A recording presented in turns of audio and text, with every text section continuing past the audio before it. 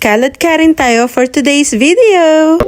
Hello everyone! Another day, another vlog. At this time ay samahan nyo kung magpakaladkad sa kaibigan ko. Char! Hindi biglaan yung okasyon, pero biglaan tayong inaya. At dahil makapal ang mukha natin, edi sumama naman tayo.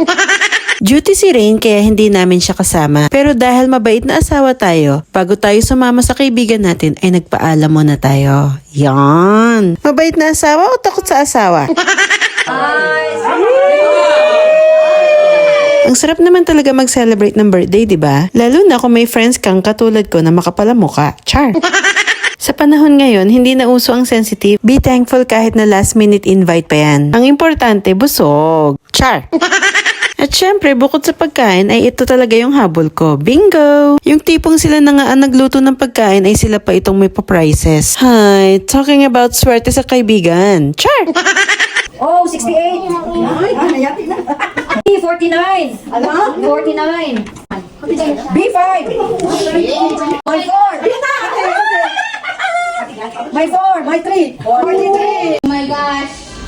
My 5. Ang saya-saya 'di ba? Lalo na kung panalo ka.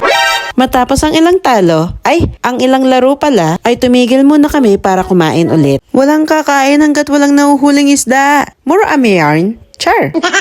Hindi nagtagal ay nag-second set na uli kami ng bingo and wala, nanalo din sa wakas. Syempre, hindi pwedeng umuwi tayo ng luhaan. Char.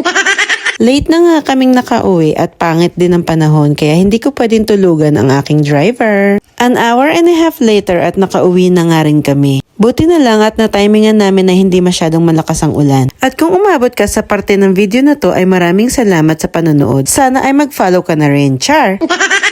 Buyers!